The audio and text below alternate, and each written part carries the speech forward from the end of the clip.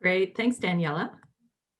And I would like to start with the territorial acknowledgement, recognizing where we are located. So the University of Waterloo proper is situated on the traditional territory of the neutral, the Anishinaabe, and the Haudenosaunee peoples. You may be located somewhere else tonight. So if you haven't yet, take a moment to acknowledge where you are located. So the University of Waterloo is situated on what's known as the Haldimand Tract, land that was promised to the Six Nations, including the 6 miles on either side of the Grand River. And our active work towards reconciliation takes place across our campuses through research, learning, teaching, and community building, and is centralized within the Indigenous Initiatives Office. And tonight, just in recognition of what has been happening across Canada, the discovery, I hate using that word, of the 215 children buried in Kamloops, our work towards reconciliation is far from complete. And at the University of Waterloo, one of the aspects that falls within my portfolio is indigenization and reconciliation activities for the Faculty of Engineering, including our response and action towards satisfying and completing the Truth and Reconciliation calls to action. So working in partnership with the experts in the initiative, in the Indigenous Initiatives Office, we are working towards accomplishing those and moving towards a better future. Okay, and moving along towards women in engineering. Thank you, Daniela, for the introduction. I'm actually holding 2 roles at this moment in time. I'm currently Associate Director of First Year Engineering. So I work as an academic advisor in the First Year Engineering Office, involved with the WEAF TAs and a number of other initiatives. I'm also teaching Chem 102 this term, just for added fun. And I started in the role of Associate Dean of Outreach, Equity, and Diversity starting May 1st, and continuing the work that Mary Wells started so many years ago, and amazing to have her as a mentor as our Dean. And my goal is really to make sure that engineering is a place where all students feel welcome, faculty, staff, our visitors. Okay, so what is Women in Engineering and why are we here? Well, the mandate, the goal of Women in Engineering is to really inspire the next generation of women to pursue careers in engineering. And this is through a whole variety of activities. Some of you may have taken part in some of these activities. Things like the Girl Guide Badge Day, Go Eng Girl, Go Code Girl, the Catalyst Conference. Maybe you've been involved with Engineering Science Quest, either as a leader or as a participant.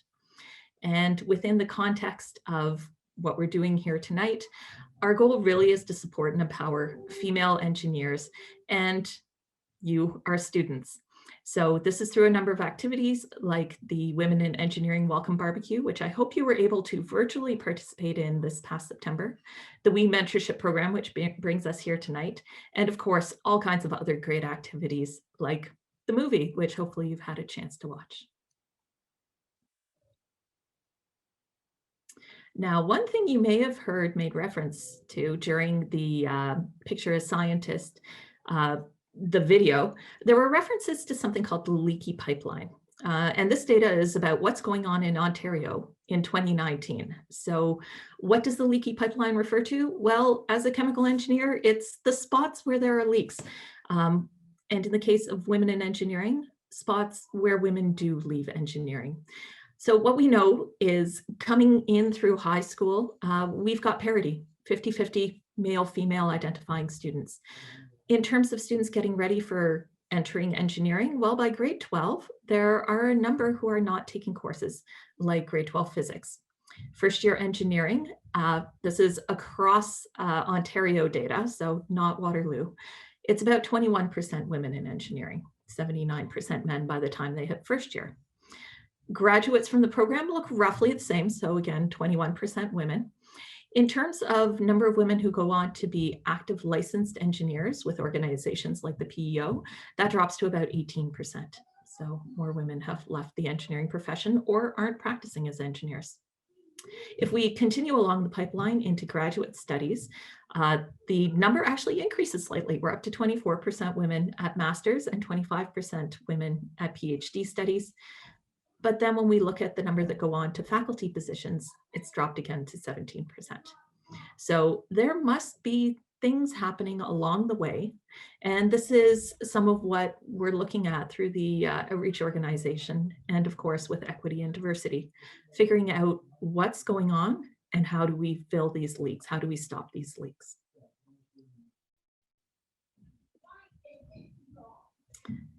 So here we have a poll queued up. Hopefully you can join us in that. The question for tonight: when did you decide to become an engineer? Was it something you've always kind of known, so from primary school? Was it something early high school? Or was it more, last year of high school that you made the decision?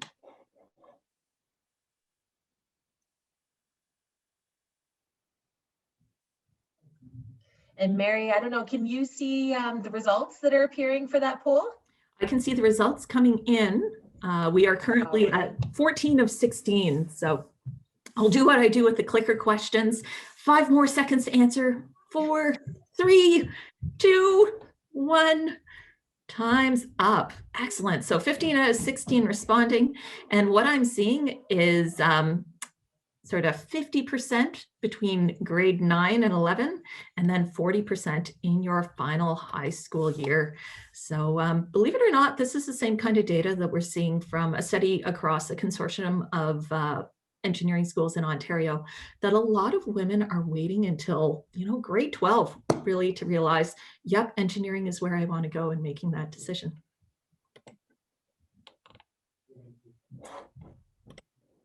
Okay, so I mentioned that the 21% women isn't what's happening at Waterloo. At Waterloo, we are up to 31% of our incoming class identifying as women. And what you can see from the data on the left is it really depends on program. We have some superstar programs that are well over 50%, architectural engineering at almost 65%, geological at 69%. But there are some programs where there's still progress to be made. Mechatronics is down around 12%, computer engineering hovering around 12% as well. So it's not uniform. And so looking at why women aren't going into certain programs is definitely one of the questions.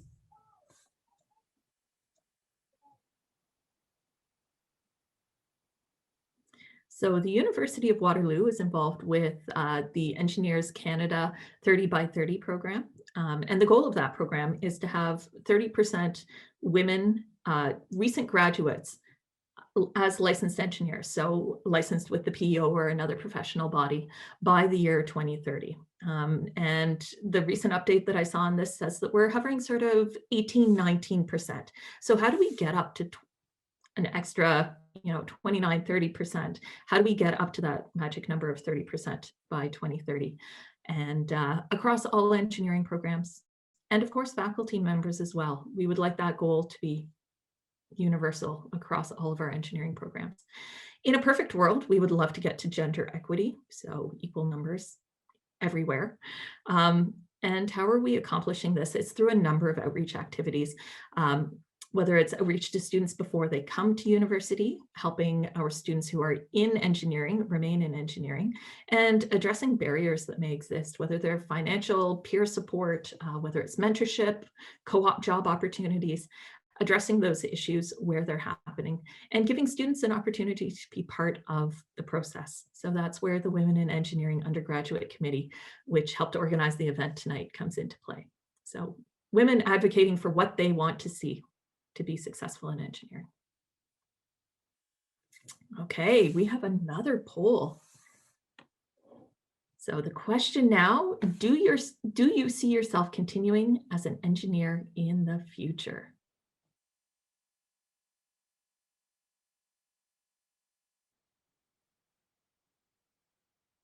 Okay, we have about half of the participants voting.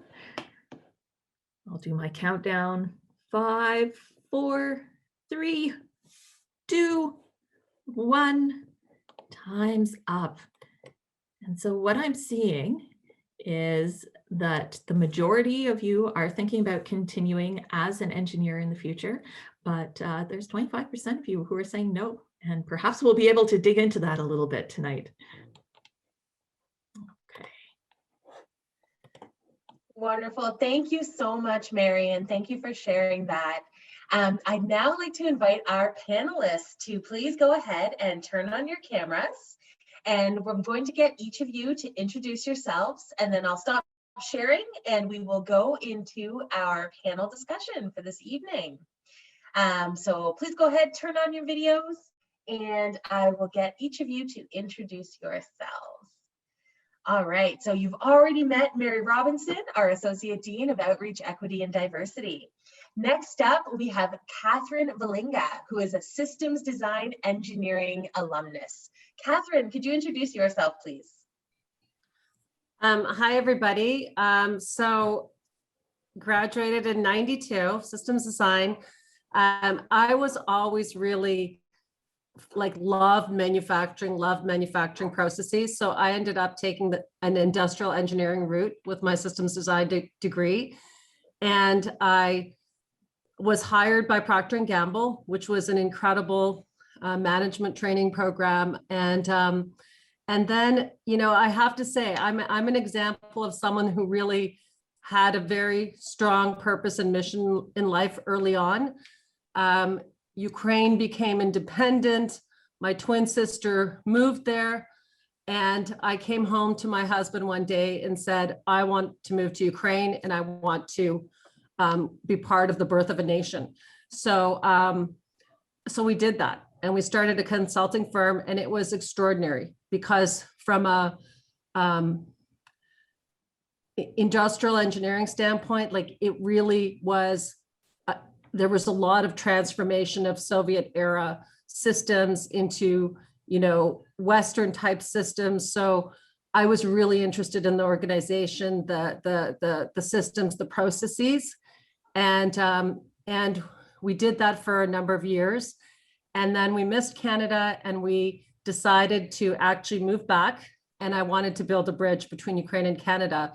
So, some of our clients asked us to help them distribute their products, and we entered the industry, the liquor industry. We created an agency, and then we decided to launch our own brand. So I'm currently CEO of Zirkova Vodka. We're sold at the LCBO. We're the number 4 on the top shelf. We have plans to expand to the rest of Canada and globally. Wonderful. Thank you so much for being here, Catherine. I'm so excited to learn more about your journey and hear more about that as we get into the panel discussion. Landon, who is a chemical engineering alumnus. Landon, could you please introduce yourself and tell us a little bit more about your journey? Yeah, thanks. You know, my journey was also not your usual one, but I did my master's research at Kyoto University in Japan in collaboration with Waterloo. So that was a huge, really exciting thing to do. And it launched me into a bit of the biotech world. And so when I finished that, I wound up in Silicon Valley working for a big industrial biotech company at the time called Genencor, now circuitously part of International Flavors and Fragrances. But I worked there, you know, scaling processes up, boots on, chemical engineer, out of the lab, into the pilot plant, into big plants all around the world for many years. And then perhaps I got into the dark side a little bit and did a little more business development, you know, around the world. But kind of like Catherine, I also took a bit of a left turn after doing that for almost 20 years and started my own company, a healthcare services company, doing mobile imaging, mobile x-rays and ultrasounds for people that couldn't easily get to the hospital. And again, I brought the systems and corporate background to healthcare, a nascent, you know, new digital healthcare environment where they didn't think like a big company. And so I tried to bring that to them. So we grew that up for about 10 years, and eventually it was acquired by a bigger player. And since then, I've been consulting with a lot of startups, and I love doing that, with an emphasis both on life science startups, tech startups, digital health startups, an emphasis on female founded startups. In fact, I just started to work with the Accelerator Center in Waterloo. So again, going back to my own Waterloo roots. So it's really exciting to be here because it is, you know, that's that intersection of my passions is women in engineering and startups, and trying to convince women like Catherine that you can run your own company and it's a fun thing to do, and that engineering skills prepare you for that. Fantastic. Thank you so much, Lynn. And that is quite the journey that you have had and are still on. So we will delve further into that as well when we get into the questions. Neha, will you please introduce yourself? Neha is an electrical engineering alumnus. Yes, hi everybody. Thanks for having me tonight. So I graduated in 2006 from electrical engineering. During my co-ops, I dabbled in everything truly engineering. I did some software development, I did some hardware design. And when I graduated, I landed in an innovation group with Scotiabank. So really started my trajectory sort of in the business world. I got into venture capital shortly thereafter, working with the Mars Venture Fund, if anyone's familiar with the Mars Center in Toronto. Left Mars to start my own venture capital fund in Toronto, worked with the Silicon Valley Fund shortly after that, and just recently joined my latest fund, which is called 2048 Ventures. I absolutely love the venture capital industry. I get to work, to your point, Landon, with amazing startups day in and day out. I feel truly inspired to be doing the work that I do, and I get to stay on top of leading edge technology and innovation as it's happening, and get to really think about how I predict the world is going to work and what's going to come down the pipeline. So I will most likely continue my career in this industry and retire here happily. And I think Canada and Toronto and Waterloo particularly have an amazing talent pool that, you know, the US is starting to really tap into. So whenever I mention I'm from the University of Waterloo, eyes light up and they, you know, everyone gets really excited. So I feel truly proud to be an alumnus of the school. Fantastic. Thank you so much, Neha. That is awesome. And Michelle, will you please introduce yourself? Michelle is an alumnus of civil engineering. For sure. Hi, my name is Michelle, and I'm coming to you from Ottawa, which is situated on Algonquin territory. I just want to say that I really appreciate Mary's mention of, you know, what happened in Kamloops. I think because we need to, you know, continue reminding each other of these facets of colonization. And so I join Mary in inviting you to reflect and learn more about these issues. So I'm obviously one of the more junior members of this panel. So thanks for having me. I did my undergrad in civil engineering, during which I held you know, various presidencies and directorships within the engineering student body.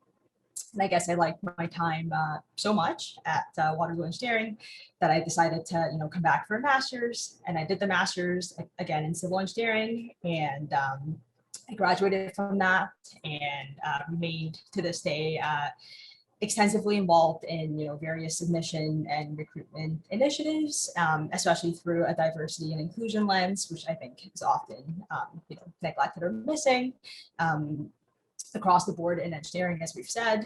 And I've interacted really with hundreds of prospective students over the years and continue to enjoy doing this sort of events. So in terms of what I'm doing now, if you think about the leaky pipeline that Mary showed, I've managed to stay in the pipeline, I guess, past the master's stage. And I'm pursuing a PhD actually in civil engineering and a law degree concurrently at the University of Ottawa. I do a lot of equity, diversity, and inclusion work in the community and as well within the engineering profession, including serving on the 30 by 30 task force provincially, which was mentioned earlier. And then, you know, my ultimate goal as an engineer and a lawyer is to help enact more legislation, regulations, and bylaws in various within various self-regulated professions. And you know, I'm here tonight to hopefully bring that intersectional perspective as a 2S LGBTQ plus women of color. And yeah, I look forward to this discussion, and thanks again for having me. Wonderful. Thank you so much, Michelle. And it's always great to see you. Michelle does help us a ton with recruitment initiatives and many different ways of staying involved as an alumnus, which is always fantastic. So what we're going to do now is move into the Q&A portion of the event. For our attendees who are on, please submit your questions through chat, and then we'll be asking those out loud. You're also welcome to raise your virtual hand, and if you'd like to unmute yourself, you can ask your question yourself out loud, and even turn on your camera if you like, but no pressure to do so. If you just prefer to type in your questions, then we'll ask those out loud as well. We're going to be working from a discussion guide that we have based on the Picture a Scientist film. So we'll ask some of the questions from there to get us started. But as I said, please go ahead and type in any questions you have or raise your hand, and we'll get to those also. So the first question I have for our panelists is, how did you feel after watching the film? So maybe Mary, if you don't mind, we'll start with you. And then for other panelists, if you'd like to add or share your thoughts, you don't have to answer all the questions, just unmute yourself, and then that's my cue that you'd like to add something. But Mary, I'll put you on the spot and get you to get us started, if you don't mind. So what was the question again? How did I feel after? How did you feel after watching the film? Okay, so I actually watched the film in 2 settings because my kids wanted to join me. I finished it last night with my daughter, who's 7, sitting beside me going, "Mommy, why did that happen? Mommy, why did he do that to her? Mommy, why did..." So it took us about 2 hours to make it through 45 minutes. How did I feel? I felt a bunch of things. There were aspects of the movie that resonated with me in my journey, especially the hidden iceberg bit. I've always kind of known there were things that existed, and I'm like, that's what was going on there. That's why I wanted to leave. That's why I felt like I didn't know what I was talking about. So it really resonated. And then with my daughter there, "Mommy, but why? Mommy, but why?" It was that swift kick in the butt to keep going. We are by no means done here. There are a lot of amazing women who've started the work, but each of us has a role to play. Each of us is a step along the journey. So, yeah. Thank you, Mary. Next. Thank you for sharing that. Would any of our other panelists like to share? Landon, would you like to share how you felt after watching the film? Yeah, well, I think I felt how the filmmakers wanted me to feel, right? Which was despondent through most of the film with a little bit of optimism at the end, especially when the provost came in and overruled, you know, that they were going to keep this awful prof. So I think that was the intent for us to feel and to try to channel that into action. But the one thing I wanted to say about how I felt was, I was so glad that they focused on the pernicious, subtle sexual harassment, that iceberg that Mary just mentioned, as opposed to the really, really overt Francis Crick, you know, lead off. And that was really reassuring to me, because I do think that's the big, big, big problem. Thank you, Landon. That's a really great point. Anyone else, would you like to share how the film made you feel, or maybe what it has inspired, or if it has inspired you in a way to continue, you know, the fight really for gender equity in STEM and in engineering? Michelle? Yeah, I felt a little bit validated after watching the movie, like somebody else, you know, sees these issues and have gone and made a movie about it. And I think, you know, the microaggression was, you know, well shown and highlighted in the movie. Like, you know, it's not that women are like locked in at home, that women aren't going anywhere. You know, women are at MIT, at these, you know, various, you know, famous American schools. They're there, but they're just not perhaps, you know, getting to places, you know, the same way or as quickly as, you know, their male counterparts are, for example. So that aspect is validating to me. Okay, wonderful.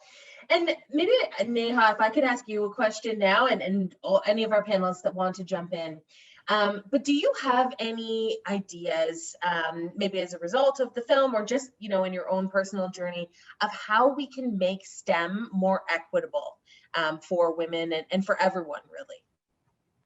Yeah, no, it's a really great question. I was chatting with another engineering alumnus from Waterloo a few weeks ago, and I don't want to take the credit for this, but she brought up this amazing point around engineering and how it's so misunderstood, particularly amongst women. And her phrase exactly was, we need to humanize it a bit more, particularly when you look at certain disciplines like software and computer and electrical. And I think there's this misconception that it's, and the movie touched on this, there's a certain archetype of what an engineer looks like, particularly, in certain fields. And she says we need to help women understand that there is this huge human component behind it. And that, how do you even get to that point? I'm not so sure, but there's so many misconceptions, and it almost feels like we need to do this massive PR outreach to help women understand that, this is absolutely for you. You just really don't know what it's all about. So I thought that was really enlightening. That's excellent. Thank you for sharing that. And Catherine, do you have anything to add to that? I mean, working in the liquor industry, I imagine you've encountered gender inequity as well, and along your journey. Is that something that you can speak to in ways that you, maybe within your own company, try to make things more equitable? Well, I was really inspired by what Neha said, because I'm thinking about my own experience, which was, my niece. And when she was young, both of my niece and my daughter went to the Waterloo Go Eng Girl events. And I remember we were just, chatting, and my father-in-law, who's incredible pilot, Air Canada, amazing, masters, Waterloo, taught, said something to her like, you'd be so great in the hospitality industry. And I just, lost it. Literally wrote a message to my sister-in-law and said, what? Are you kidding me? She can do anything, and that's the pink ghetto for women. There's no way, and it was this passionate email, and I'm, she's now in engineering, second year. And what really helped her were the programs. So she did Catalyst. She went to Go Eng Girl. She got to see it and experience and touch it and see what could be possible. And there was no question for her. So I think that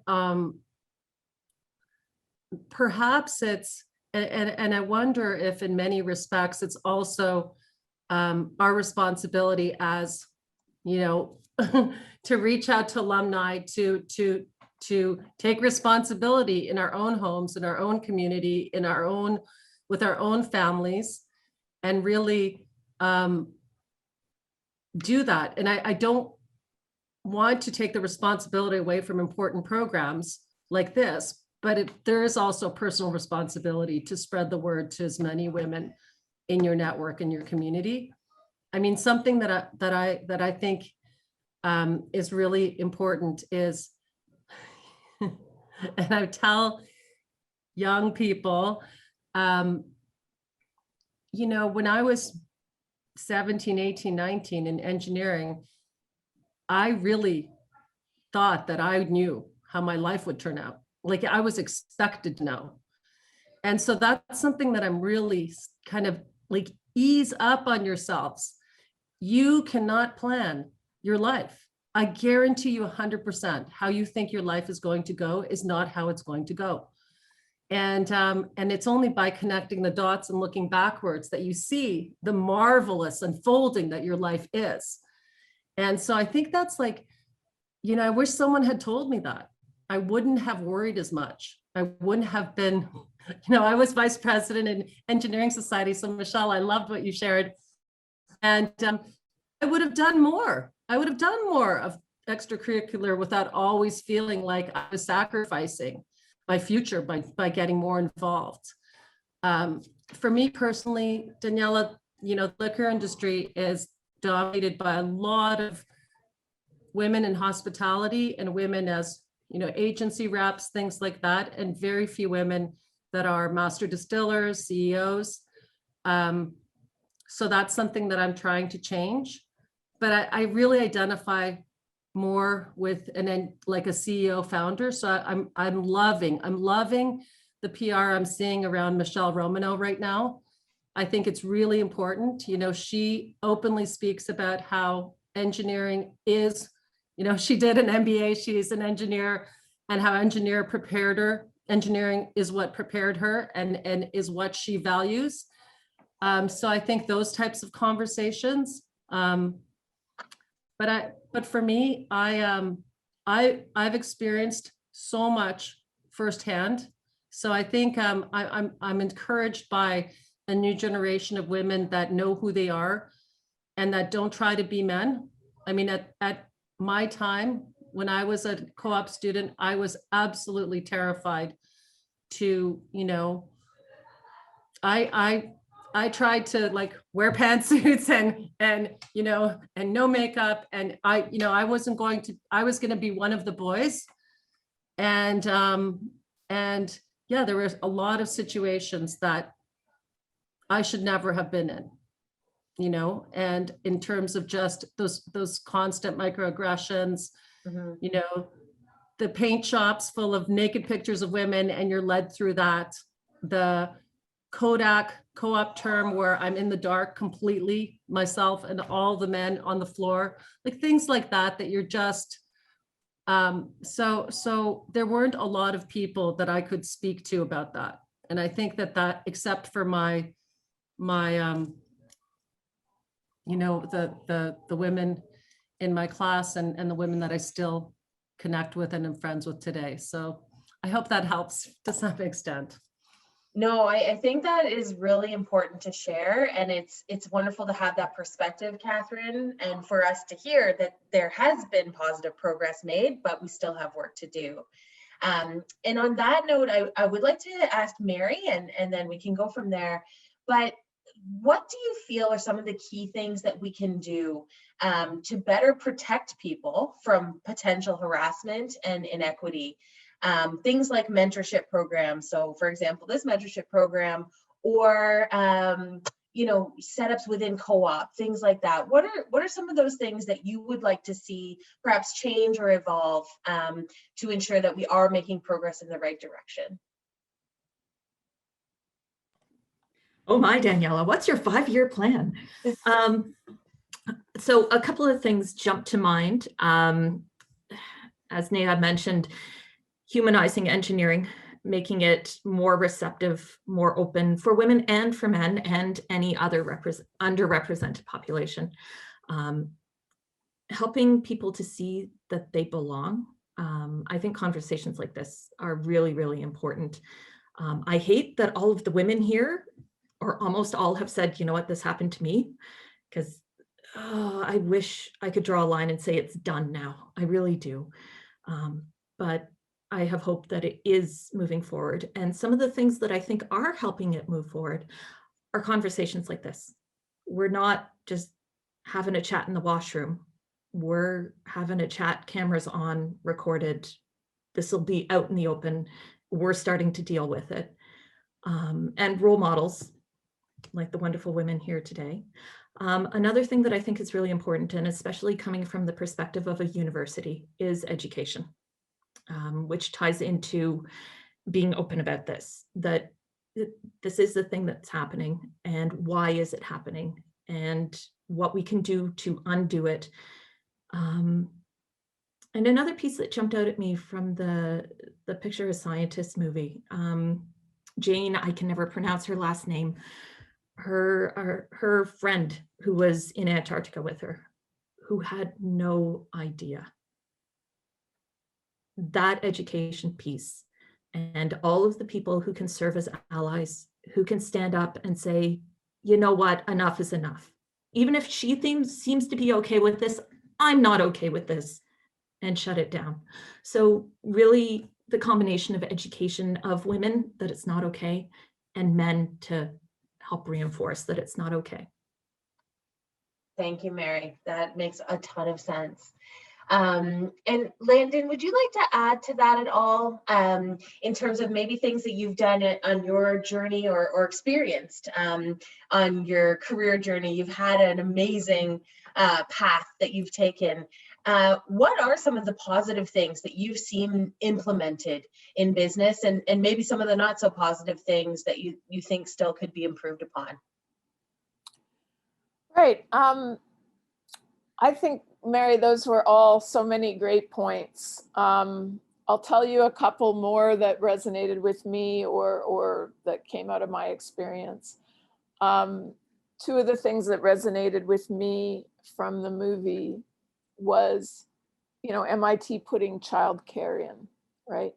I think childcare, and that's been so visible in this pandemic.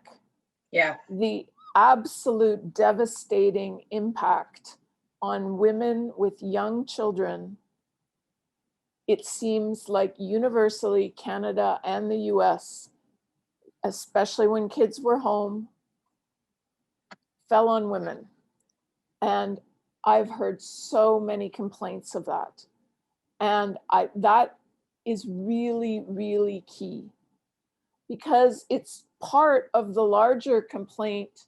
And again, I forget the doctor's name, the chemist, who just basically said, I have to spend so much of my time and bandwidth on all this stuff that men don't even think of. And she was relating to sort of countering the microaggressions and carefully crafting emails to not appear too curt. But, you know, that envelope can be so expanded, right, into hair and makeup and what wardrobe to wear. Like, men don't think about that, right? And to somebody's comment early, you know, and women have to kind of plot it. I don't want to be too feminine. I don't want to be too masculine. I got to fit in this slot, right? And that I've thought about that a lot in the startup environment, in the hoodie, you know, the Mark Zuckerberg hoodie environment that I've lived in Silicon Valley. How he specifically said, I choose to wear this because I don't want to spend one iota of time thinking about, you know, clothes and makeup. And men can get away with that, and women just can't, right?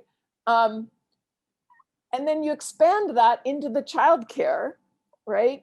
Which again, disproportionately falls on women. And suddenly you see that the women who are successful are killing themselves. I will say for myself, when I was running my own 24/7, 365 healthcare company with 2 young children, like my solution was do not sleep.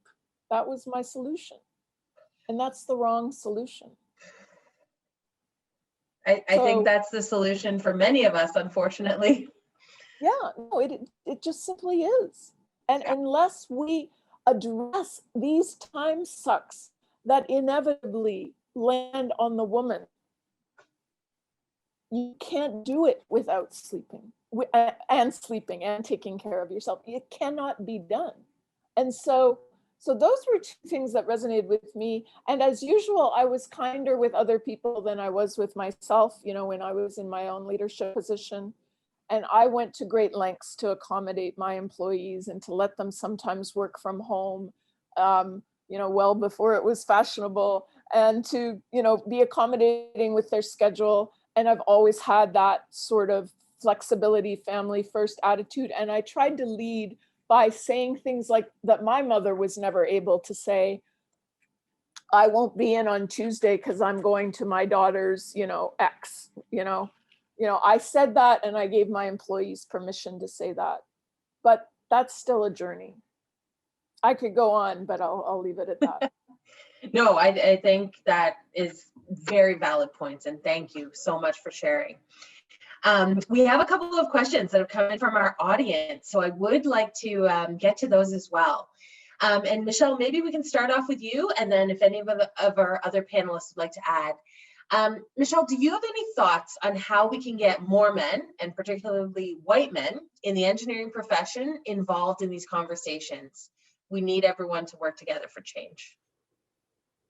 For sure, yeah, and I think, you know, it's prevalent for, you know, women in engineering, or, you know, women-focused events to involve only women, right? Because it's almost like our nature to just, like, you know, we talked about just going to the bathroom and kind of talking in the bathroom about, you know, this is happening to us.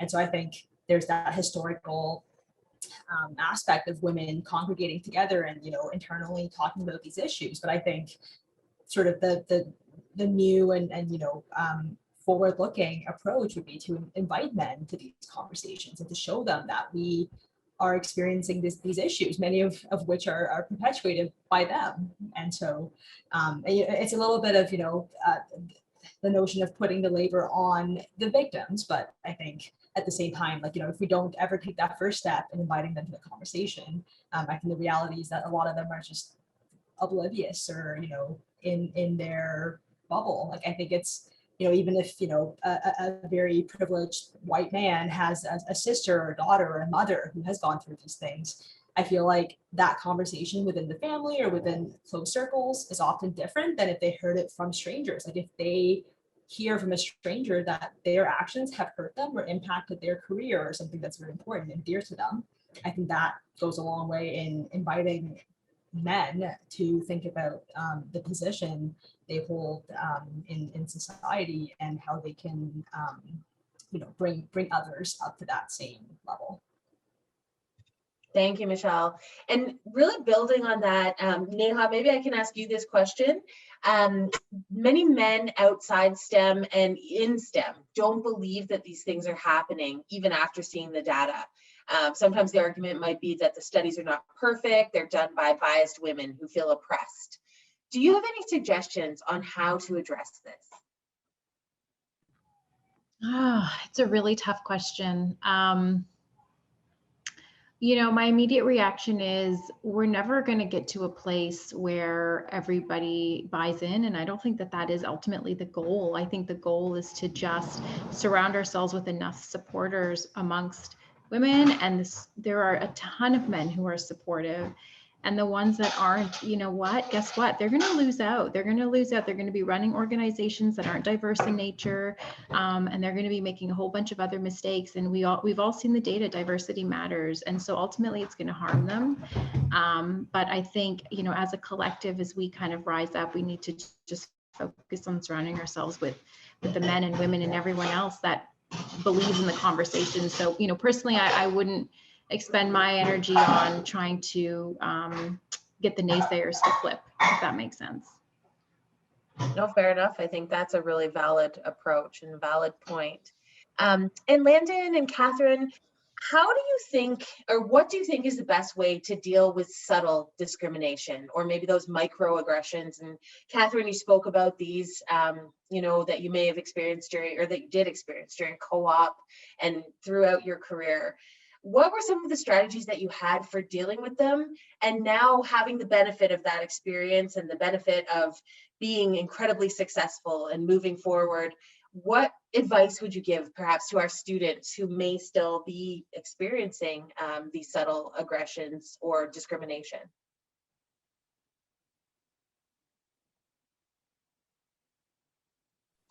Wow, Daniela, I think about in many respects that part of, very early on in my 20s, I made a choice.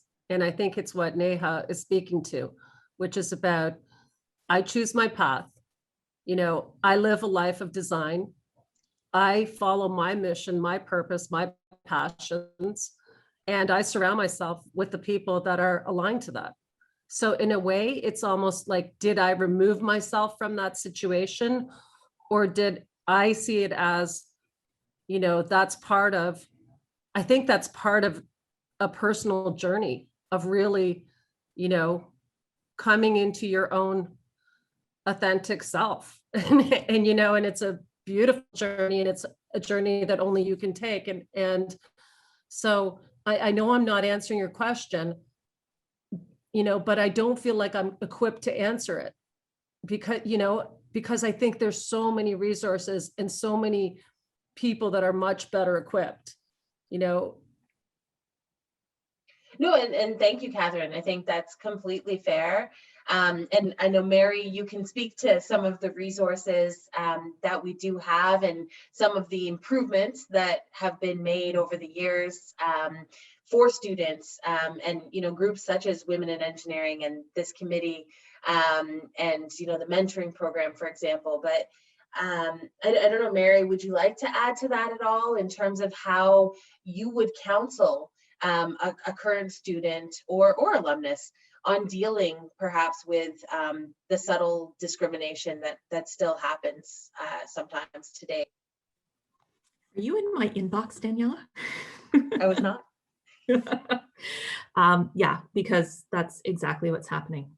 I am glad that women are coming forward and that they are saying, you know what, this is not right, and I want to deal with this. I think what's important for each individual is figuring out what the right path is for them, and in the moment, how they would like to deal with it. Definitely there are power structures at play, and there are always the ripples and the consequences of making decisions.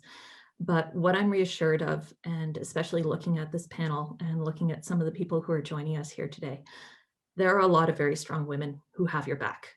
And as has been said many times, there are a lot of men out there as well who want to be allies, but they may not know. They may not know what's going on. They may not know how to respond, but they are there. And so each response, each situation is going to be different, and based on the individual and their point in life. But there are allies, there are people who can coach you through the situation. There are women who have been there who want to help you through this. And whether it's informal resources like mentorship programs where you're just having a coffee, a virtual coffee or a real coffee if we ever get there, or whether it's a formal resource, something like professional mental health counseling support. On campus, we have the Sexual Violence Prevention and Response Office.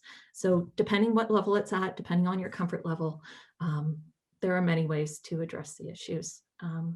But for the individual, do what's right for you in your time, but know there's support available. Thank you, Mary.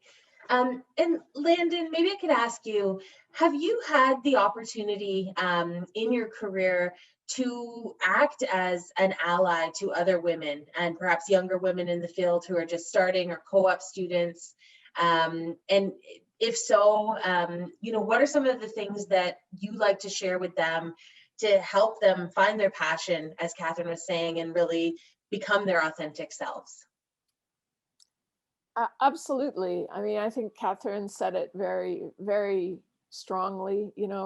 That's all of our goals, right? Is to find our authentic self and to live our best life, and to learn to let go of some of these things that are just sapping our energy and that don't deserve our time, right? And I do coach, I mentor a number of female founders, CEOs, and it's amazing how, like, the first half of every call is just like, this guy, I'm negotiating with this VC, and he put this way, and is that right? Or this partner is, doing this, and is that right? And again, you hear that so often that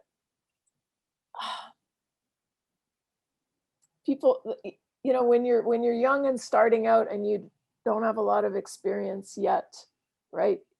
How do you respond to these things for, professionally, but to learn to pick your battles, right? Some you just got to let go. You can't fight everyone. But when it's important, how to push back,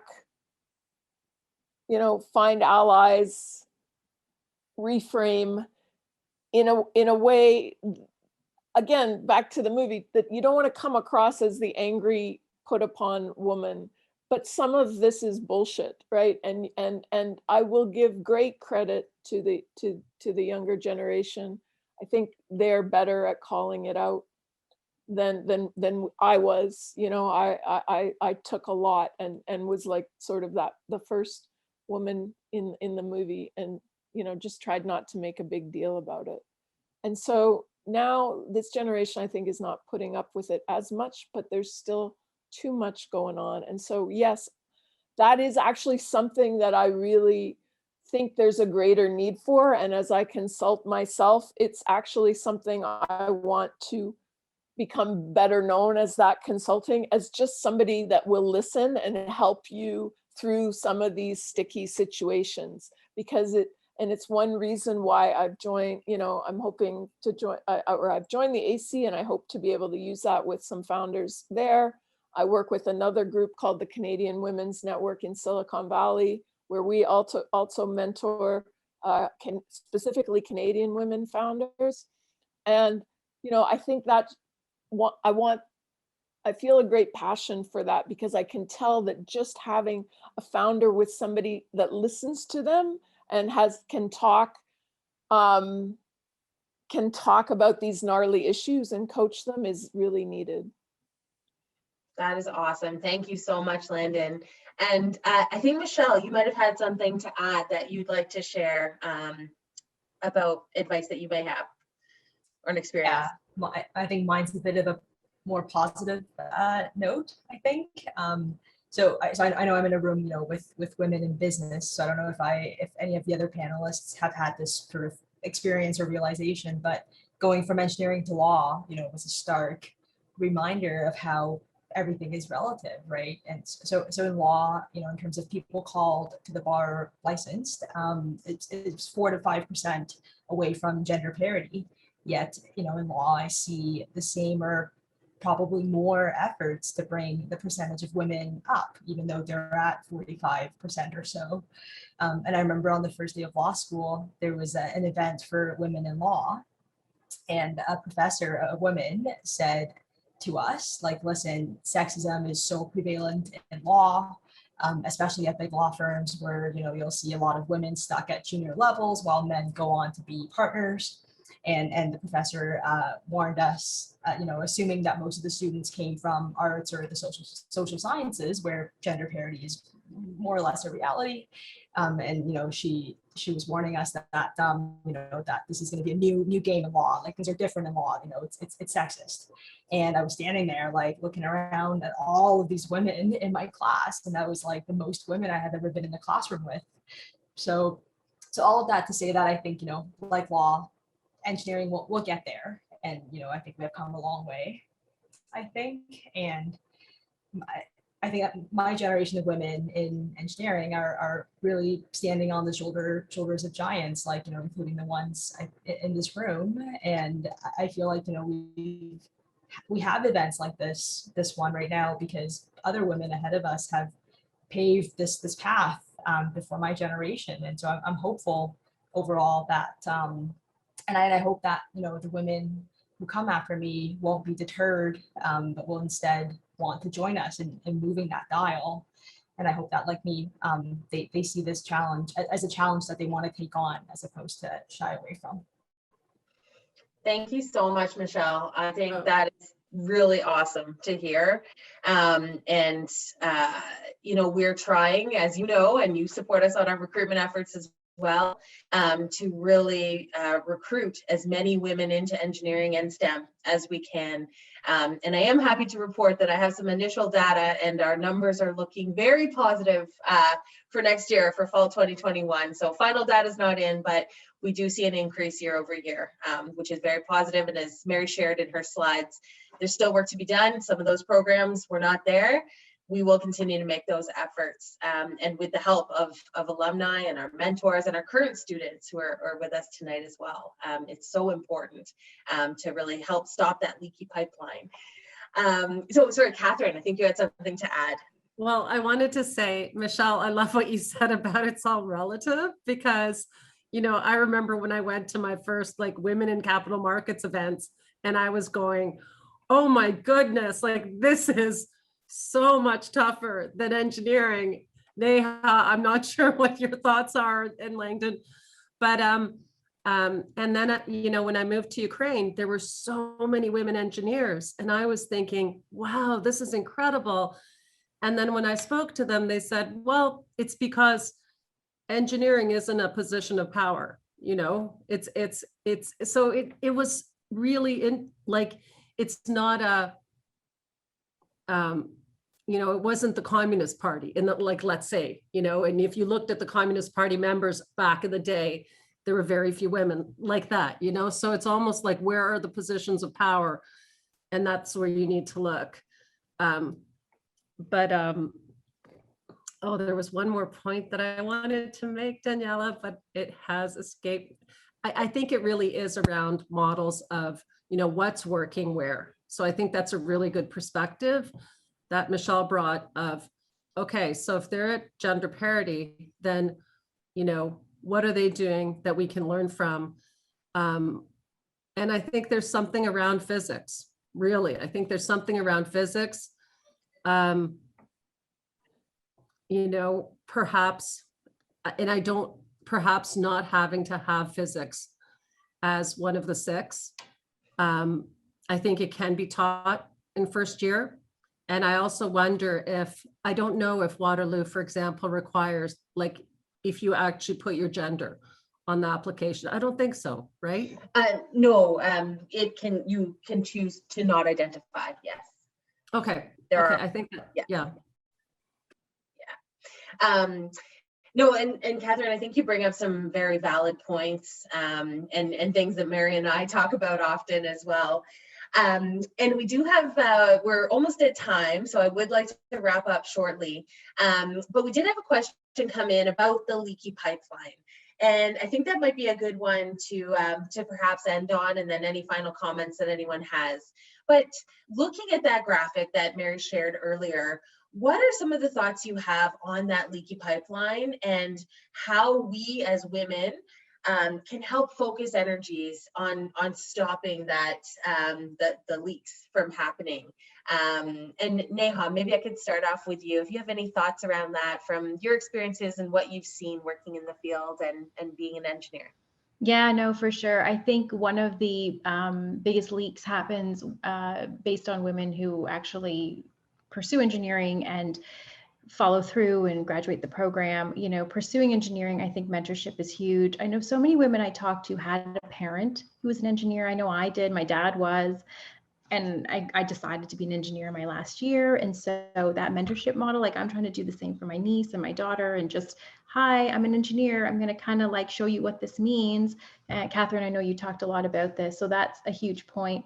I think once you get into a program, there's this huge feeling. I know I had it. So many women I speak to had it of, what's the word? Oh, I'm blanking, but, do I even belong here? What's the word I'm thinking? Imposter syndrome. Right? Oh my gosh, it's so huge. I remember going for a co-op interview and the gentleman looked at my resume and he looked up at me and he said, I didn't realize Neha was a girl's name. These subtleties are just, oh my gosh, I don't belong here. Maybe I'm here because I'm a quota that needed to be filled and that leads to it. So really just reassuring women that they are there for a reason. They belong there. They're not simply a number or a box that was needed to be checked. And then the last comment I have is really around women and starting families. I think it's a huge source of probably where you see a lot of leaks. Landon, I know you brought up the daycare element of it, but just how can we support women to be able to do it all and set up environments for them where they have that flexibility to feel like, I don't have to pick and choose. Thank you, Neha. Those are excellent points. And Landon, I know you shared in the chat there that women engineer role models are so important to young students. Are there ways that you think we can better showcase that and show young women or children even what an engineer looks like? Picture a scientist, picture an engineer. Do you have any thoughts around that on, things that you think we could be doing differently to really help, grow the exposure that young girls have? Well, Catherine, we're of the same generation. You may remember joining Waterloo and they had these "I want to be an engineer just like my mom" posters, right? And with a picture of somebody fixing their bike. And, that's, I love that poster, right? And I maybe that's not around anymore, but, I'm proud to have a kid that wants to be an engineer just like his mom. Right. And I think that's important. Back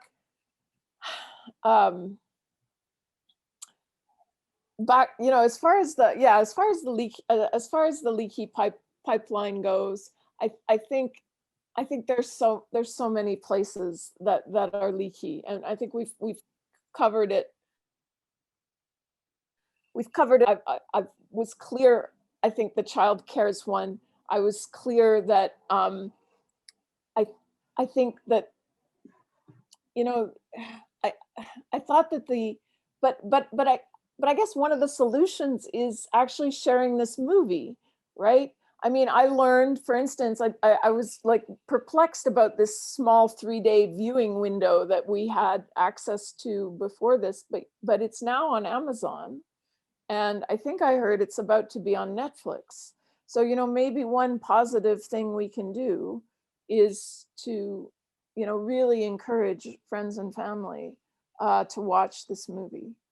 And I thought, you know, the most telling part in the MIT saga was when she started talking to the other people and they realized that they were all feeling the same thing.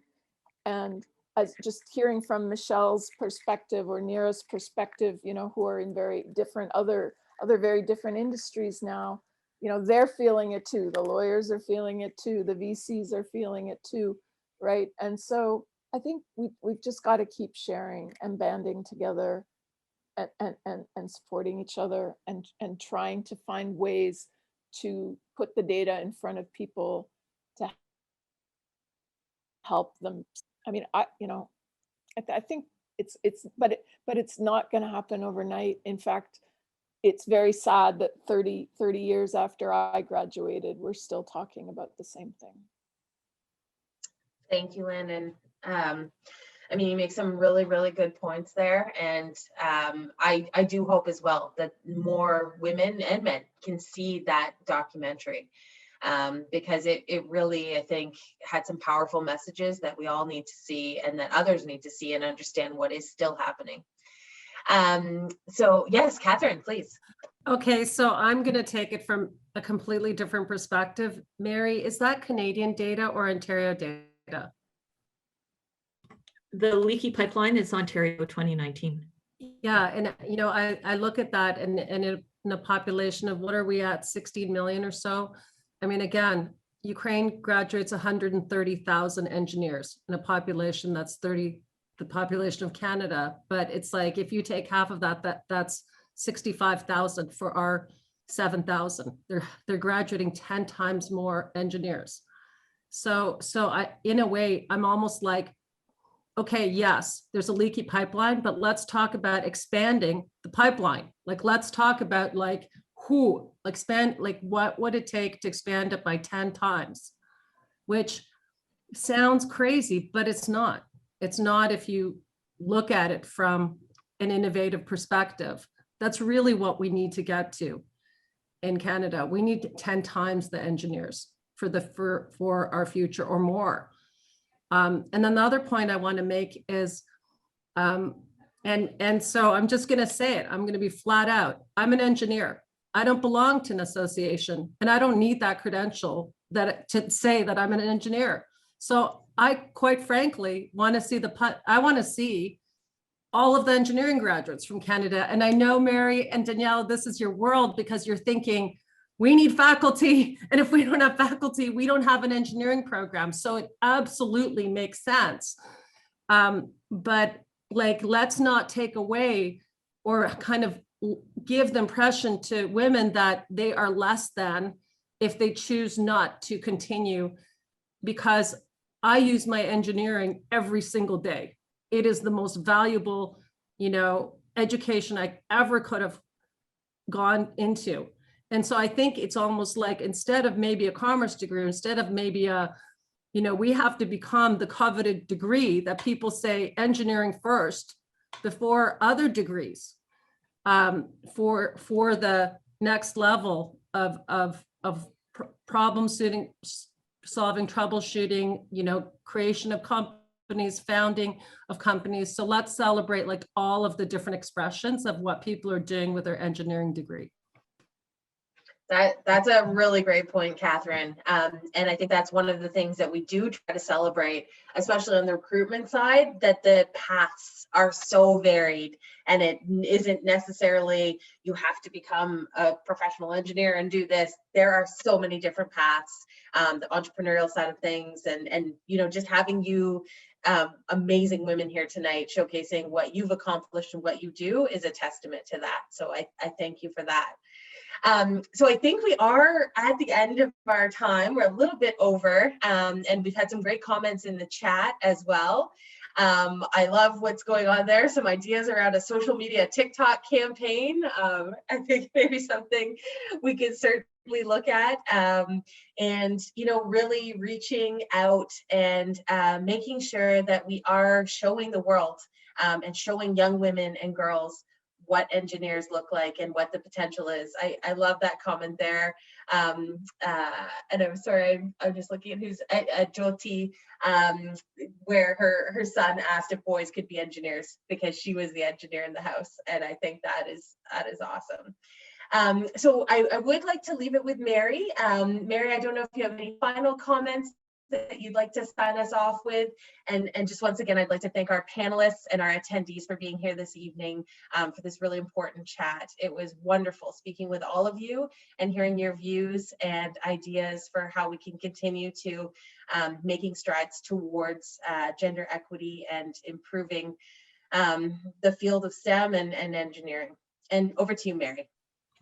Yeah, I feel a bit like a bobblehead right now. I'm nodding along with all the great things being said. So thank you again to all the panelists and Daniela for moderating us tonight. I know we can get passionate about engineering and women in engineering.